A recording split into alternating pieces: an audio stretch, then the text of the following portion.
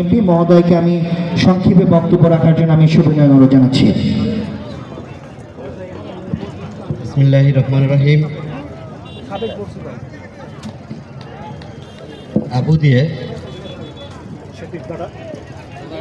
ভাটাপাড়ার এখানে আজকের football club সম্মানিত প্রধান অতিথি ডক্টর আহমদ বিশেষ অতিথি হিসেবে আমাদের মাঝে উপস্থিত হয়েছেন আমাদের প্রাণপ্রিয় নেতা বিপি আইনুল হক, আজকের এই সভার সম্মানিত সভাপতি রেজাউল ইসলাম, অন্যান্য অতিথিবৃন্দ, দর্শকবৃন্দ, সবাইকে সালাম। আসসালামু আলাইকুম রহমতুল্লাহি ওয়া বারাকাতুহু। আজকে দীর্ঘ 17 বছর পরে গ্রাম বাংলায়, শুধুমাত্র আবুদিয়াতে নয়, সিরাজগঞ্জে নয়, সারা বাংলাদেশে শান্তিপূর্ণভাবে বিভিন্ন সংস্কৃতির মানুষ, ধর্ম বর্ণ গোত্র নির্বিশেষে সকলে শান্তিপূর্ণভাবে যার যার উৎসব উদযাপন করতে পারছে। সেজন্য আমি মহান রব্বুল আলামিনের দরবারে শুকরিয়া জানাই। আপনারা জানেন, আমাদের বাংলাদেশের স্বাধীনতার ঘোষক শহীদ রাষ্ট্রপতি জিয়াউর রহমান, যিনি বাংলাদেশের মানুষের ভাগ্য উন্নয়নের জন্য কাজ করেছেন, যিনি বাংলাদেশের স্বাধীনতা সংগ্রামের ডাক দিয়েছিলেন, সেই শহীদ রাষ্ট্রপতি জিয়াউর রহমান তখনকার সময় ঘোষণা দিয়েছিলেন খাদ্য উৎপাদন দ্বিগুণ করতে হবে। এই ধরনের কথা এ ধরনের মানুষ থেকে আসে, যিনি তখন মানুষের ভাগ্য নিয়ে চিন্তা করেছেন,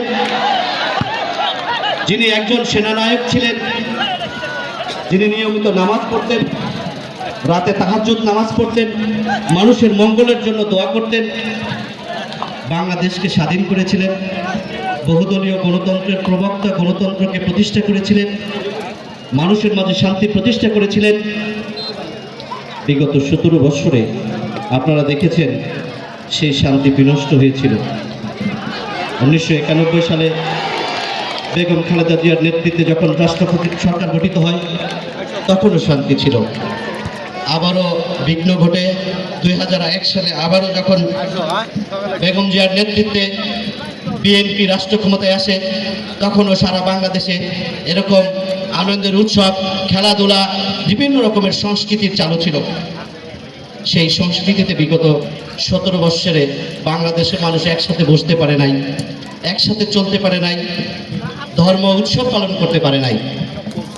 তারই আজকে সফল পরিণতি শুধু আবুদিয়াতে নয়, অন্য সকল জায়গায় এভাবেই উৎসব উদযাপন হচ্ছে। আগামী ফেব্রুয়ারি মাসে বাংলাদেশের জাতীয় সংসদ নির্বাচন অনুষ্ঠিত হতে যাচ্ছে। সেই নির্বাচনে আবারও যদি 91-2001-এর মতো ধানের শীষে ভোট দিয়ে বাংলাদেশের জনগণ বিএনপিকে রাষ্ট্র ক্ষমতায় নিয়ে আসে, তাহলে আবারও একটা স্থায়ী শান্তি প্রতিষ্ঠিত হবে। আমরা সেই প্রত্যাশা করি। আমরা চাই বাংলাদেশের সকল জনগণ আবারও যেন ধানের শীষে ভোট দেয়, ধানের শীষের প্রার্থীদেরকে বিজয়ী করে বেগম জিয়া তারেক রহমানকে রাষ্ট্র ক্ষমতার দায়িত্ব দেয়। তখনই বাংলাদেশের মানুষ আবারও সুখী সমৃদ্ধিশালী একটি সমাজ প্রতিষ্ঠা করতে পারবে। সেই সমাজ প্রতিষ্ঠায় আমাদের মাঝে যারা রয়েছে তারা নেতৃত্ব দেবে। আমাদের মাঝে আজকে একজন রয়েছেন বিপি আইনুল হক, যিনি রায়গঞ্জ তারা সলঙ্গার নমিনেশন প্রত্যাশা করেন। আমি ব্যারিস্টার আব্দুল বাতেন, আমিও রায়গঞ্জ তারা সলঙ্গা থেকে নমিনেশন প্রত্যাশা করি। ধানের শীষ যাকে দেবে, দল যাকে মনোনীত করবে, তিনি ধানের শীষ মার্কা পেলে আমরা সবাই ধানের শীষে ভোট দিয়ে বেগম জিয়াকে, দেশনায়ক তারেক রহমানকে রাষ্ট্র ক্ষমতার দায়িত্ব দিয়ে এদেশের মানুষের মুখে হাসি ফুটাবো। এটাই আমাদের সকলের প্রত্যাশা। আমি এই প্রত্যাশা ব্যক্ত করে সকলকে আগামী নির্বাচনে ধানের শীষ মার্কায় ভোট দিয়ে ধানের শীষকে বিজয়ী করার জন্য উদাত্ত আহ্বান জানিয়ে আমি আমার সংক্ষিপ্ত বক্তব্য এখানেই শেষ করছি। বাংলাদেশ জিন্দাবাদ, জাতীয়তাবাদী দল বিএনপি জিন্দাবাদ, শহীদ অমর হোক, দেশনেত্রী বেগম খালেদা জিয়া জিন্দাবাদ, তারেক রহমান জিন্দাবাদ জিন্দাবাদ জিন্দাবাদ। আসসালামু আলাইকুম রহমতুল্লাহ বরকাত। ধন্যবাদ জনাব আব্দুল বাতিন, যুগ্ম